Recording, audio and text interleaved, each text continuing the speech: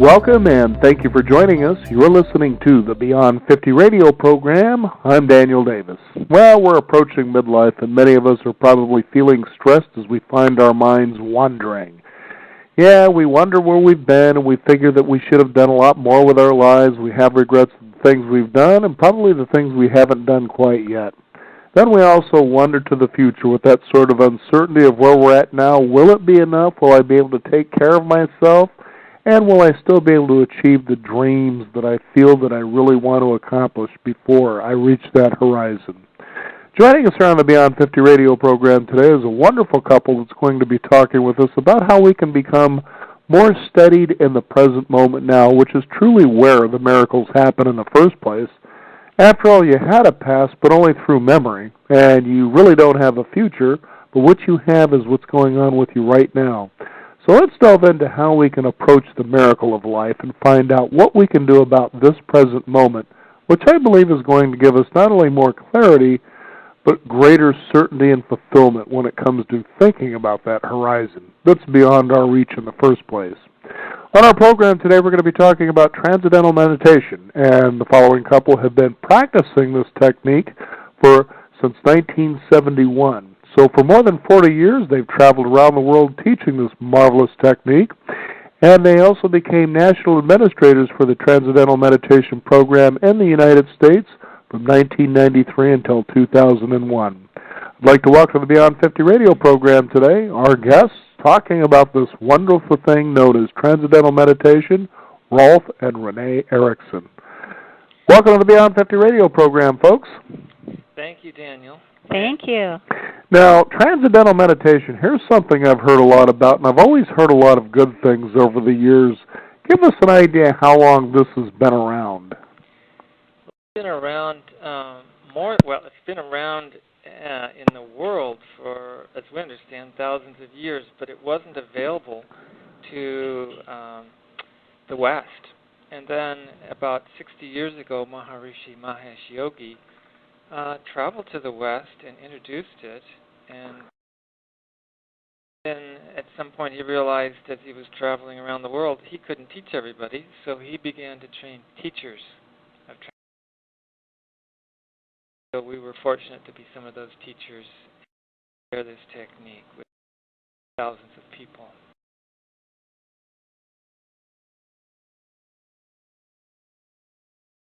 In terms of the history of it, it stems from what's called the Vedic tradition. Veda means knowledge, and so it's a tradition of knowledge that goes back thousands of years. And we teach in the same traditional way that it's always been taught.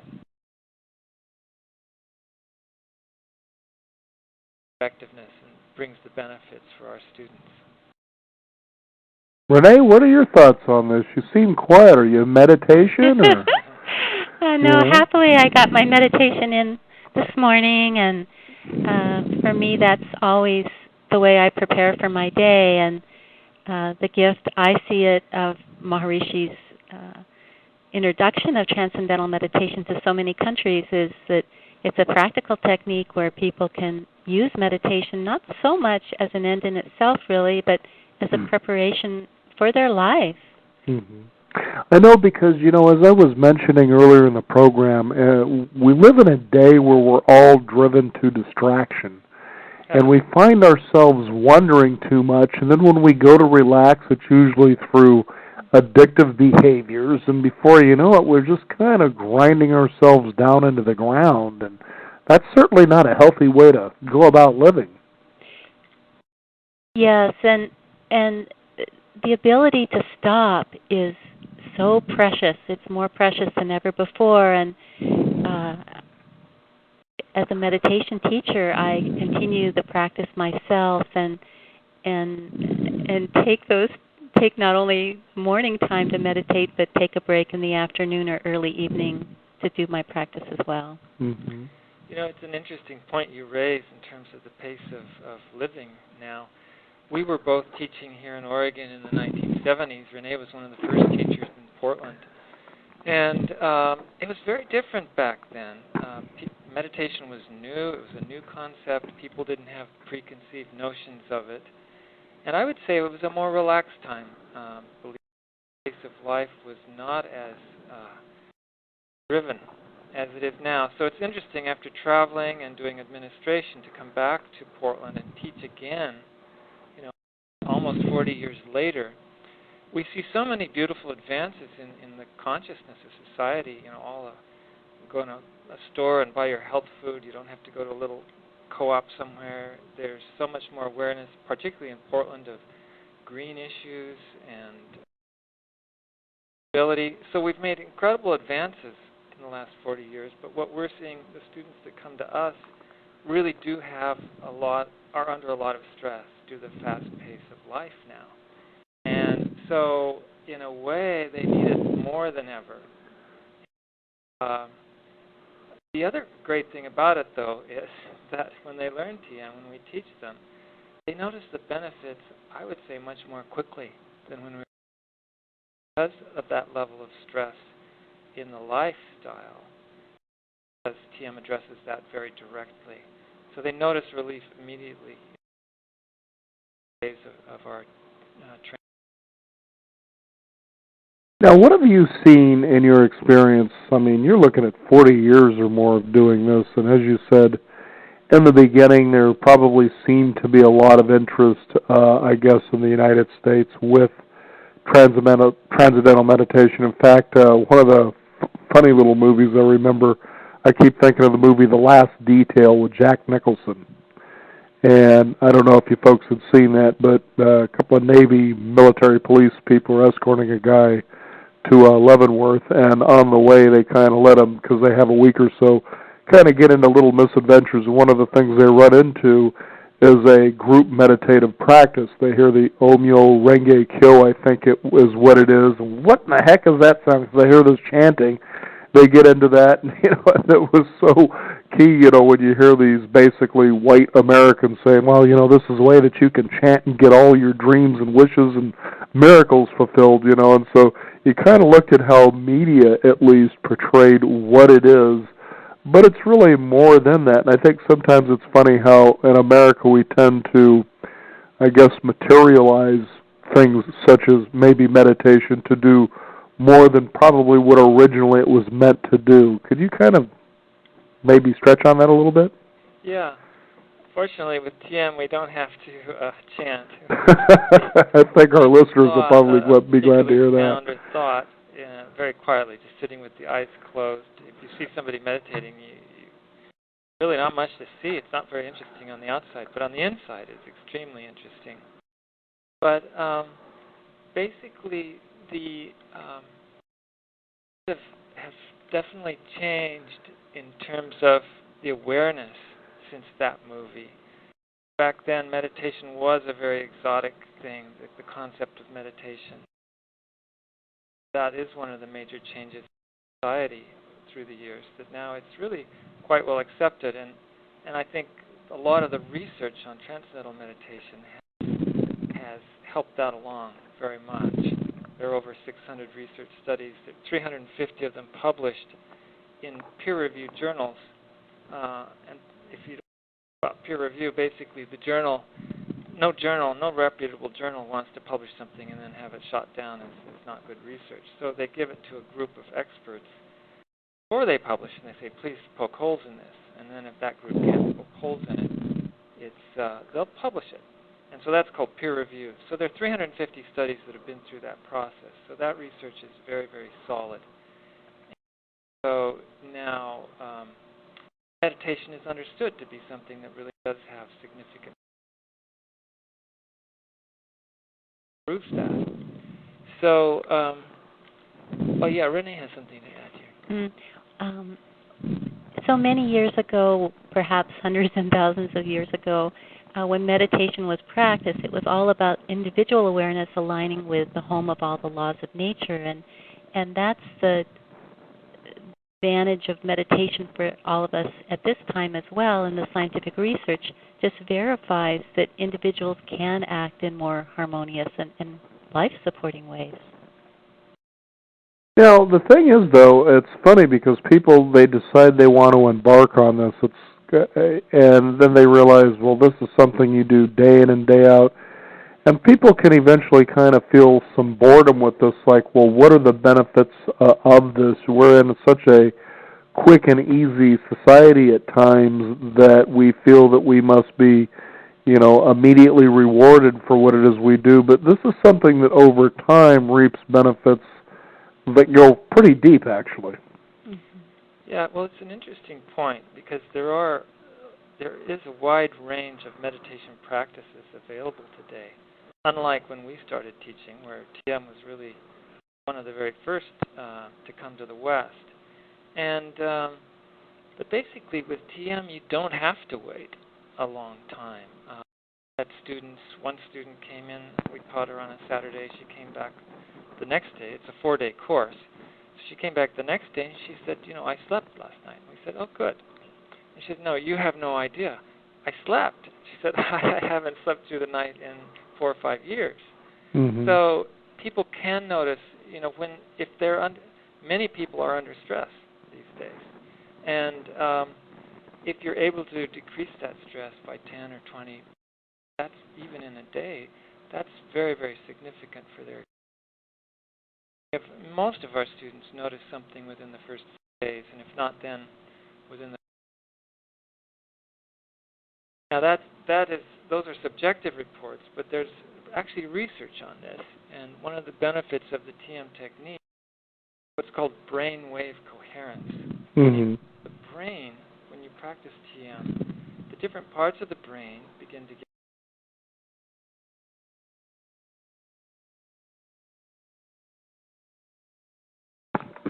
And so rather than 20 leads on your head and they're all doing something different, because the brain has a lot of jobs to do, if the brain is pulsing as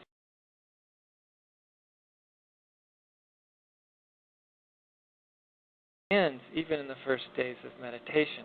We saw some charts. We were at a conference last summer, and the researcher showed us a chart of someone who'd been meditating for 8 years, and during the meditation, the brainwaves are extremely coherent. That makes sense. And then he showed us a chart of somebody who's been meditating 2 weeks, and it was identical. And I remember thinking, that's not really fair. I mean, like, the 8-year meditator doesn't have any advantage over the 2-week meditator. And then he showed us a second set of charts, though. He showed us the 2-week meditator after meditation. Their brainwaves went back pretty much the way they were. The 8-year meditator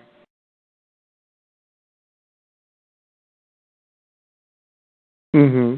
So, it's like a win-win. Basically, you get the benefits right from the start, but then those benefits are cumulative. Oh, and I'll tell you, after 40 years of meditation, I don't feel like stopping because I still feel like I'm. Mm-hmm.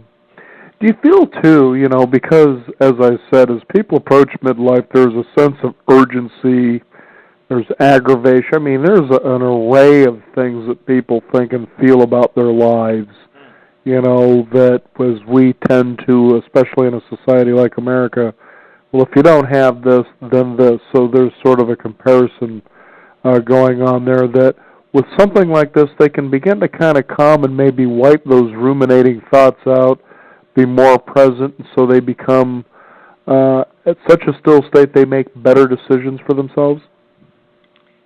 Absolutely true. And in fact, there's research on that. I mean, you can imagine with 350,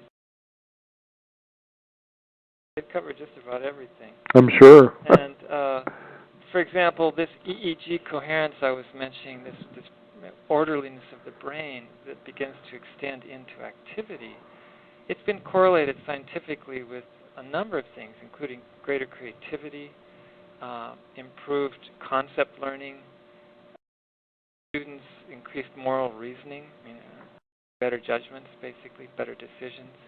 For students, increased IQ, decreased neuroticism. Students get, their grade point average goes up. All those are correlated with this EEG coherence.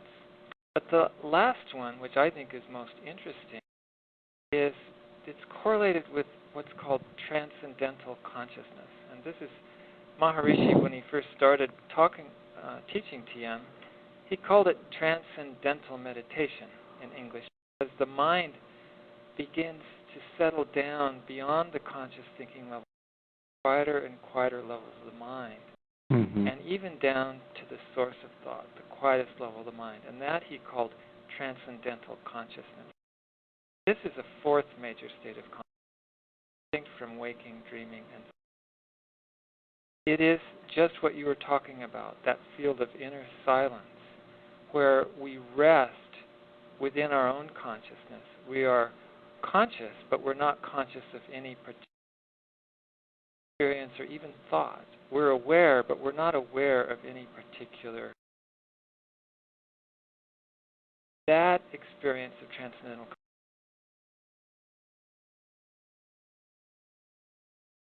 body, the spirit, that inner silence then is drawn out into our activity, gives rise to many of these other benefits.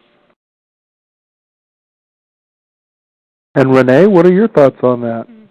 Yes. She's been back here meditating, folks. I don't think she wants to participate in this conversation here. I believe she's levitating, and we just made her crash back down to the floor. Renee is our source of bliss. Wherever we go in the world, we've been in Japan, Soviet Union, India, Puerto Rico, wherever we go in the world, the people are just attracted to Renee. She doesn't have. And you know, I'm glad you said that, Rolf, because there was an experience that I had. When I was with the PBS network, and I was producing a show. This was about 12, 13 years ago. Well, that's why you sound so professional. I don't think about professionalism. I just think about fun. Yeah, okay, that's good. The thing is one of the guests that I had was Sakyong Mipal Rinpoche. Does that name ring a bell for you folks? Yeah. Okay, great. Trungpa Rinpoche's son, who, you know, they set up a lot of the Buddhist centers, like down in Colorado, and there's even one in Portland, Oregon. But I actually had the opportunity to have him come in and do a segment with me. And so he comes in. He's got his single entourage, and you know, here's basically the emperor in the Buddhist clothes, so to speak. And it was really a fascinating experience to go out and receive him in the lobby to bring him back into the studio.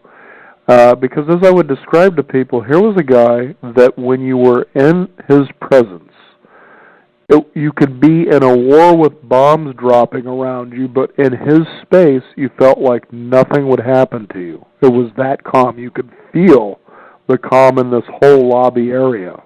Okay? But what's really fascinating is, at the same time, when you experience this, that people tend to think, well, I've got to reach way in there and kind of pull them out of that so they can be here and present. So as I'm actually conducting the interview with him, he's right there with you. He's present the whole time, while at the same time giving you the feeling that he's just sitting on a pillow, just, you know, waiting his turn to kind of jump in and say whatever it was. And I remember when he left, immediately the receptionist gets on the phone, was, who was that guy? You know, the emperor in his new clothes and this and that and the other. And that was, Sakyong Mipal Rinpoche. And she didn't, you know, of course. And that's the kind of people I was bringing in, and it was just amazing. But that feeling of being around that, and so I can see what you were saying, Rolf, about Renee. You know, put her in a violent situation, all of a sudden everybody's sitting around having tea. But that's because that's the kind of energy you exude. It's a peacefulness, and it's an amazing experience for, you know, people who haven't seen that experience. Yeah. And we see it in our students as well. It's quite interesting. We may not see them we'll give them their course, and we'll do some follow-up with them, and then we may not see them for a year. And then we run into them somewhere, or they come back to see us. And, we notice, just looking at their face, we notice the change. And then we know, oh, yeah, they've been meditating regularly, twice a day. You know, we could. They don't have that I just bit into a lemon look? No, and sometimes they'll tell us that even a year later, like, well, actually, you know, I was really depressed when I came to learn, You know, it's lifted. And so sometimes they share with us where they're at, and other times, you know, they don't feel to do that. But it's really clear, you know, after some time. And the qualities of creativity and happiness and even bliss in that transcendental consciousness, that can be touched during meditation, and it is, but it's made real, it's made substantial in our life. So whether we're a mother or we're working or both, we can bring out the qualities of pleasure, really, and satisfaction and nourishment into our relationships with others, and we can have a greater perspective on our own life. We can definitely age more gracefully. As I age, I value my meditation, I'd say, more than ever. Mm-hmm. And I know I'm becoming a lot more playful as I age, and meditation support. That's because of meditation, I'm sure. Well, that raises an interesting point, the whole aging issue. And hey, we all are, and those of us over 50 perhaps are more aware of it. But one interesting research that I always enjoy telling people about, it makes me happy too, and that is that there's something called biological age. So we all have chronological age, which is how many birthdays we've had.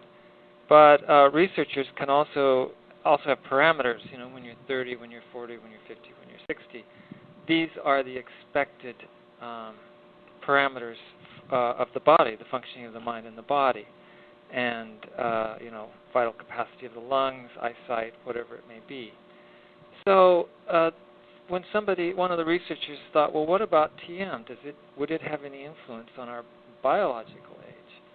What they found was that those people who'd been practicing TM, when they matched them with the control group, their biological age was after meditating for 5 years, their biological age was 5 to 7 years younger than their chronological age. Mm-hmm. And so, to me, that means due to stress and strain, we may be aging faster than we really need to. We're able to neutralize some of that stress and strain through the practice of TM, then our body is aging at a more natural rate, and we're not getting physically older as fast as we're getting chronologically older.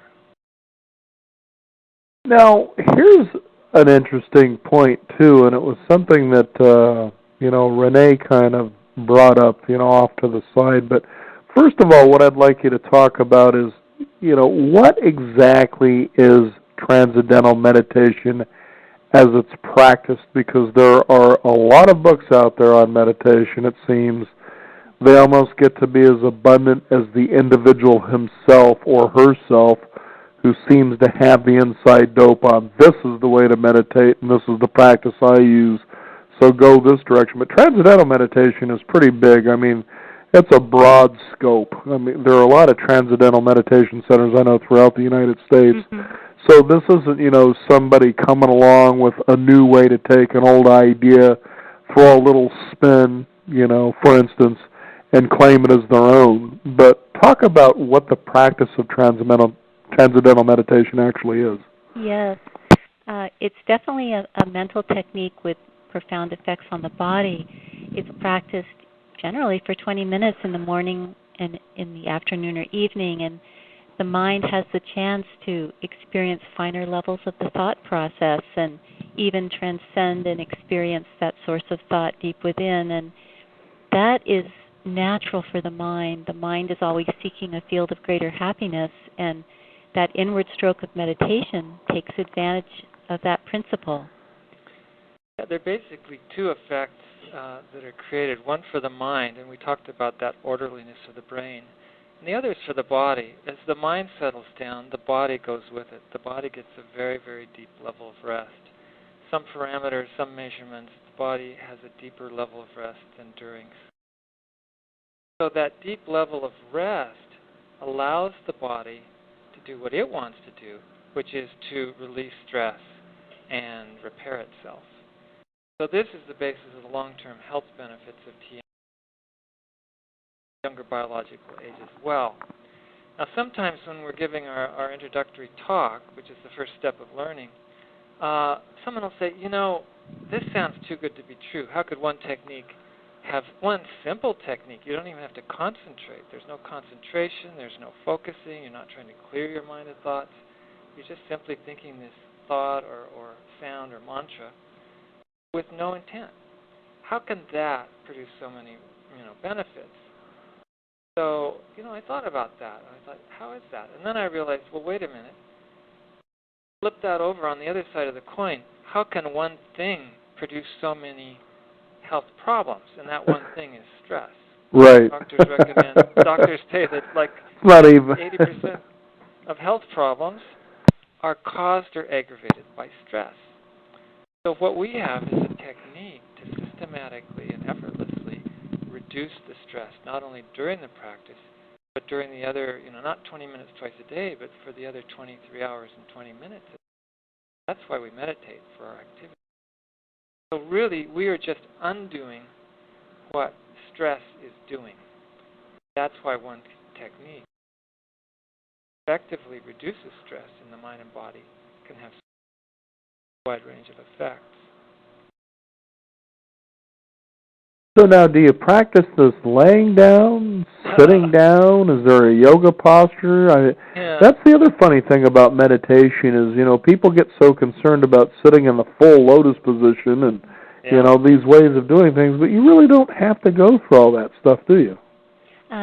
In Transcendental Meditation, we actually encourage people to sit comfortably, and for most people that means sitting on the sofa in their bedroom or sitting up in bed, and unlike some meditations, there's no restriction in physical movement, and because sometimes your head, due to drowsiness, will just easily kind of move down, and due to relaxation, the body can feel really heavy, and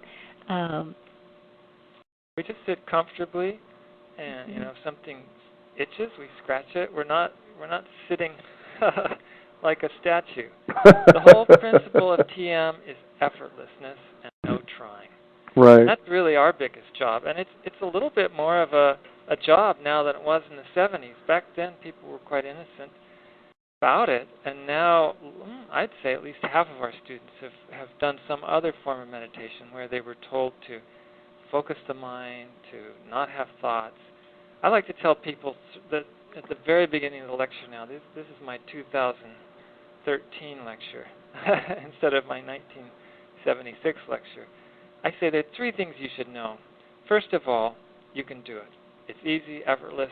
There's no focusing. Second of all, when you do it twice a day, you'll get benefits because I've experienced it, my students have experienced it, and those 350 studies prove it. Third of all, I say, you will have thoughts during Transcendental Meditation, and that's great news. You're not focusing, you're not clearing your mind, because every time you have a thought during Transcendental Meditation, it means the body has just released some stress. And that is one of the most intimate and powerful effects of the practice. So we don't mind when a thought comes. It just means that, the body just did some house cleaning. Great, now I'll go back to it. Mm-hmm.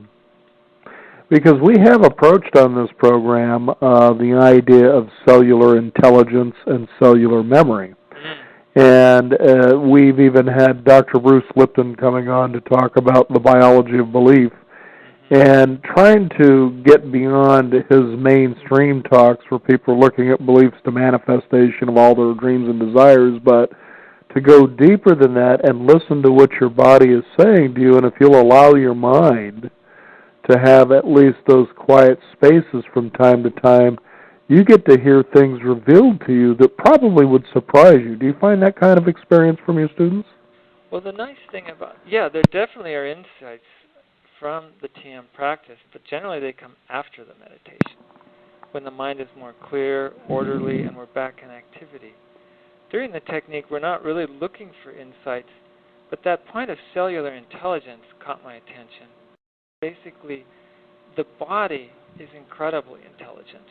And, imagine what the body's been doing for these 50 years or more. It's been basically supporting us, keeping us alive, but continually wanting to repair itself, continually wanting to, if there's any stress or strain in the body, wanting to release it. That's why we can go to bed completely tired and wake up in the morning fresh.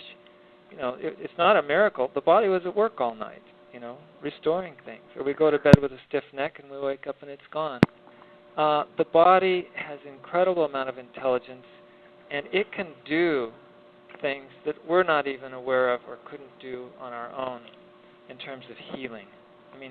How many of us can heal a cut by our own? The body knows how to do it. So that's what we allow to happen during the TM technique. We allow the intelligence of the mind, the nature of the mind, to go to its source. That's why we don't focus or concentrate. Allow the mind to go to its source. Allow the body to heal itself. The mind and the body have an incredible amount of self-healing creative potential. Basically, blocking that potential.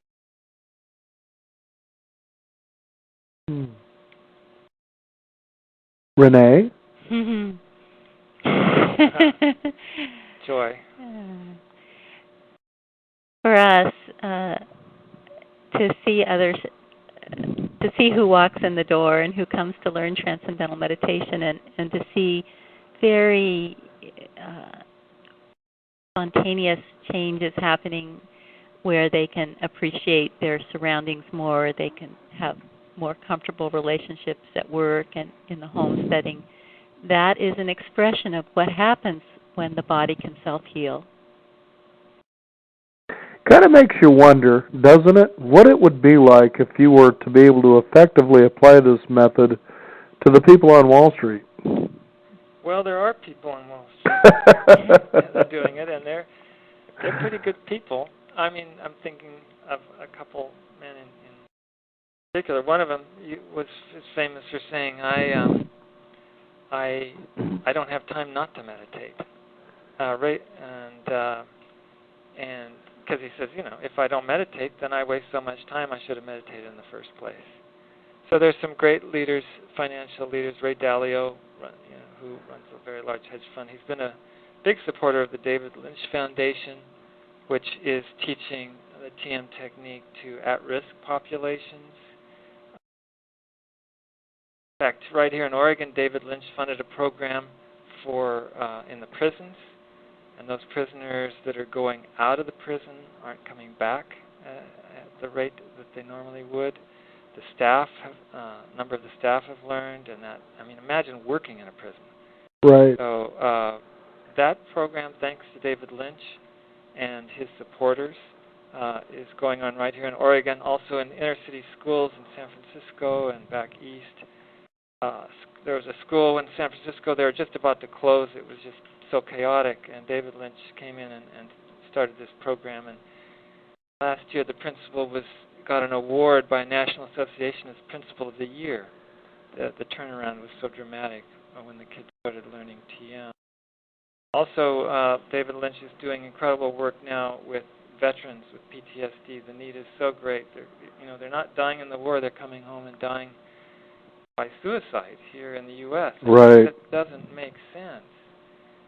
So he's created something called Operation Warrior Wellness, and he's raising money from many of his celebrities or well-known to fund these programs, and got enough attention that the Veterans Administration has just put in $2.4 million to do a 3-year study.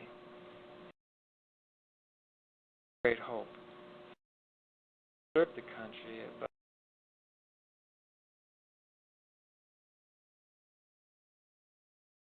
also with children with ADHD. Cortex hasn't developed properly due to stress. Now we're finding that when they learn to practice it, first of all, they can practice it, even though they can't sit still for 2 minutes. When they meditate, they can. That prefrontal cortex can resume development so they can make better decisions. It's not that they're bad kids, that they don't have the brain that they're supposed to have. Right. So a lot of good stuff is going on. Well, it's very exciting, and, Transcendental Meditation isn't something that really costs anything but your time. Isn't that correct? Well, no, there is a course fee. But once you've learned, or if you're in a program funded by David Lynch, it doesn't cost anything. Well, no, I meant just doing Transcendental Meditation in general.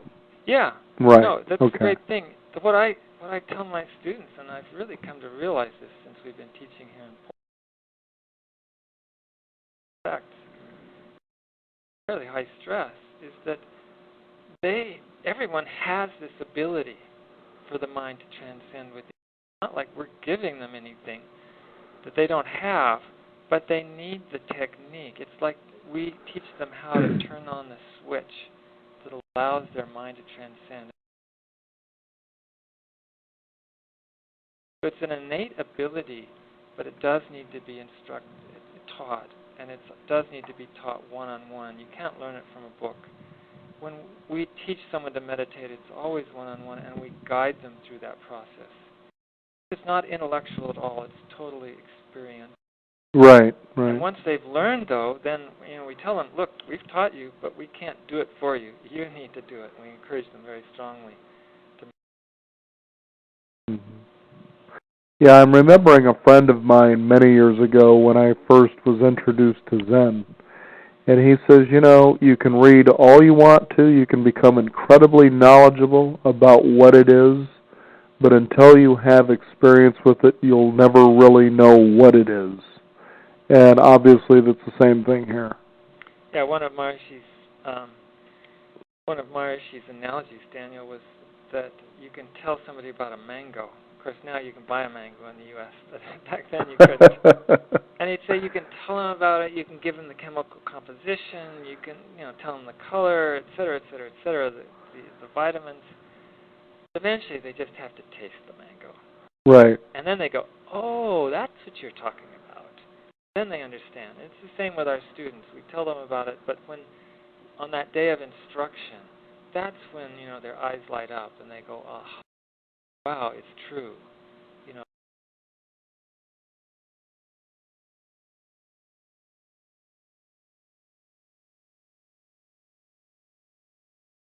Back for the following 3 days, and about 90 minutes each day, and we give them more knowledge. Once they've done it at home, then we have a shared experience we can talk about, rather than a theoretical experience. Because, we seem to live in a day and an age where science has to prove the value of anything so much that, just try this. There are some things, of course, you don't take poison, out of experience, because you know how that'll turn out, and science tells us why. But Transcendental Meditation, you take a look at, 600 published studies, and we talk about what we are now, how people have to have it all broken down, and, well, I feel skeptical, what kind of research do you have behind the fact that maybe this will actually work? And it's like, what harm does it to just try this? It's interesting in terms of the science that actually all that research was encouraged by Maharishi, who is, a monk from the Himalayas. But actually in college he studied physics, so he had some grounding in science. And he said, if this really works, it should be measurable. That's why he wanted the scientific research to be done. If it's just something more than mind over matter or positive thinking, we should be able to measure physical changes in the body. And it turned out to be extremely useful technique of meditation to research because it's not dependent on the person's ability. Another form of meditation, one person may be good at it, another person may not. But the scientists found that the TM technique, because it doesn't rely on personal ability, that they could get reliable, measurable results, and another researcher could do this, replicate and get the same. That caught their attention. That actually drew a lot of funding to the research. One thing I haven't mentioned, biggest effects, one of the biggest problems today is the high blood pressure, hypertension, and then all the other problems that go with that. And that's one of the biggest effects of TM. As effective type of drug or medication for reducing high blood pressure without the side effects, and there are benefits. And the government's very aware of it. The National Institute of Health, government organization, has given $20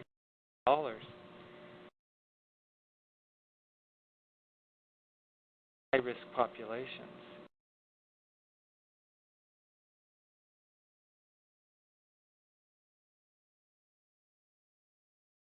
For groups in inner city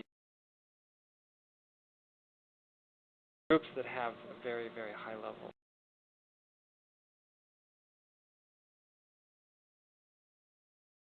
So the research does help. It helps get this kind of funding. I was just thinking in respect that they need so much scientific proof before they ever get started. Yeah. I mean, I want to know something to death before I take the next step. This is meditation, folks. Just try it.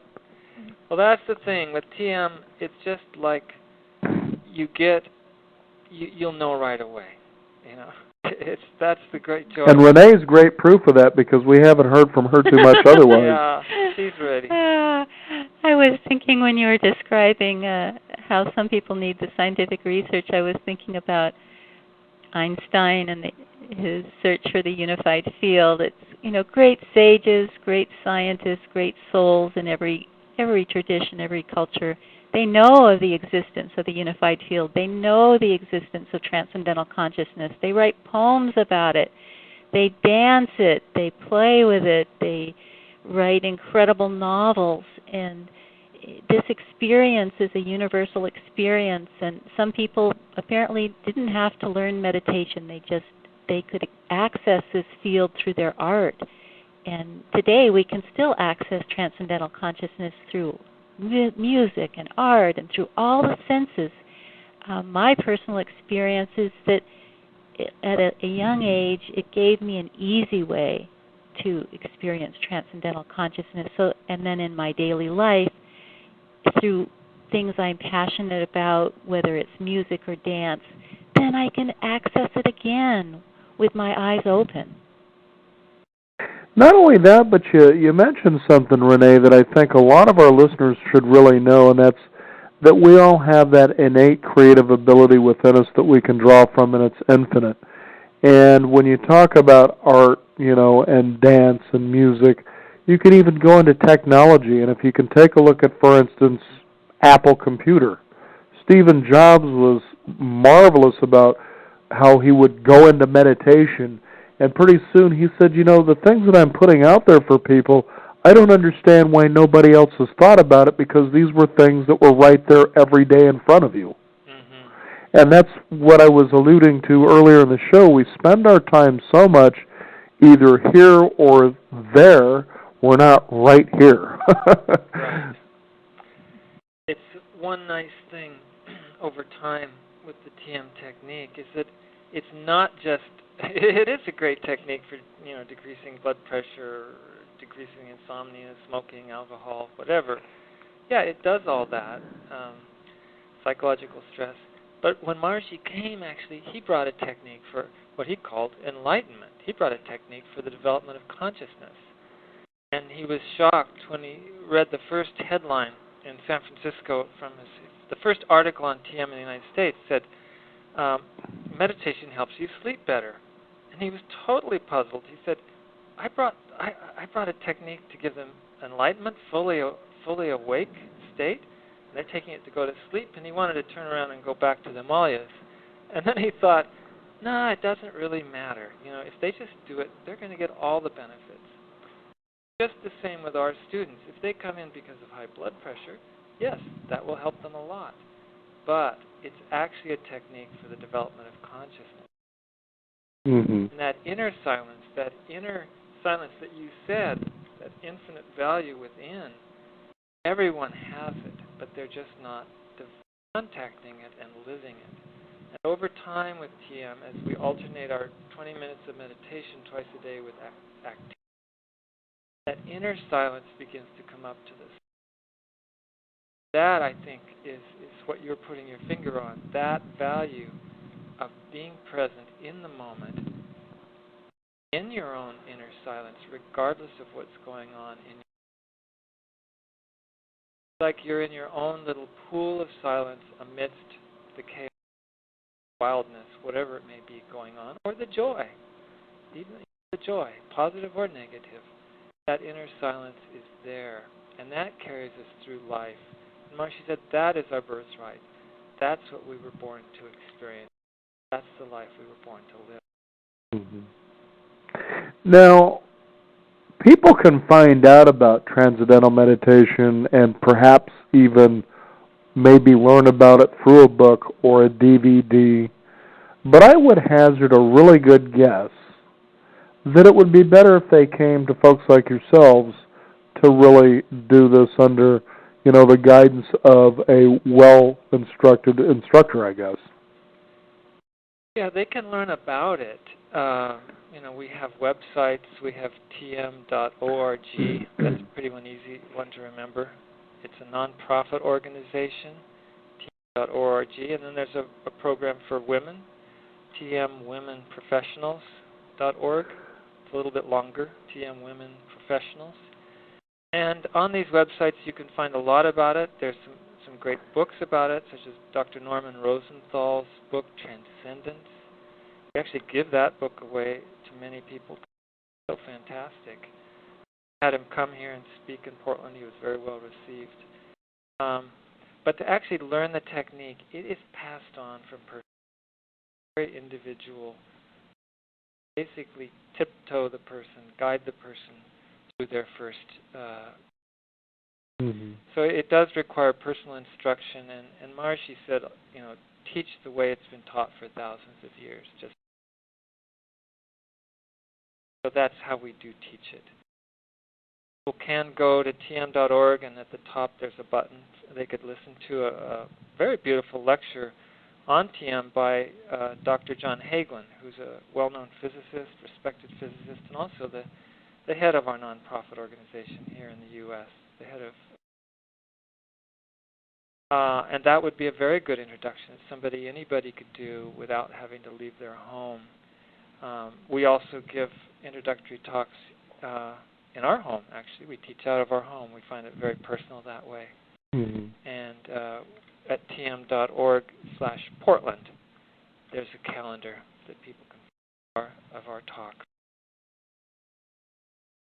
Go ahead and give that again for the people in the Portland, Oregon area. In Portland, for anyone in the country, you can just go to tm.org, and then there's a box where you can put in, ask for information, and you'll get an email with your local teachers. So that works for everybody in the U.S. If you're in Portland, you can go to tm.org/Portland, and that's a site more geared for our local area. And you can also, though, contact us through that site. And then about 3 paragraphs down, there's a link to a calendar. And that will show we give about 3 introductions a week. Wednesday night at 7, Friday at 2, and Sunday at 3. That introduction is the first step of learning. And sleeping is allowed from time to time? Sleeping? Yes. Yeah. Because I'm guessing that's what Renee's doing back there. Every night, and also, even if you fall asleep during TM, we consider that a sign of correct meditation, believe it or not. Because when the mind settles down, it could go to a very quiet level, and if there's some fatigue there, you'll fall asleep. First, you transcend it. Congratulations. Very good. Very revitalizing. Please go ahead and give out that website again one more time for people in the local area as well. The local area, it's tm.org/Portland. Oh, very good. And nationwide, just tm.org. And the other one is tmwomenprofessionals.org. Very good. Rolf, Renee, thank you so much for joining us here on the Beyond 50 radio program. I feel more levitated than I ever have before. Good. And I think that's because of Renee. It is. I guarantee it. You need to be in the same room with her. Then you'll really understand what this technique's about. Daniel, thanks for making this such an inclusive interview and for bringing up such beautiful points. And it was really a joy to speak with you. Very good. We really applaud you for the work you're doing with this show. We are Beyond 50, but your more holistic vision, I appreciate very deeply.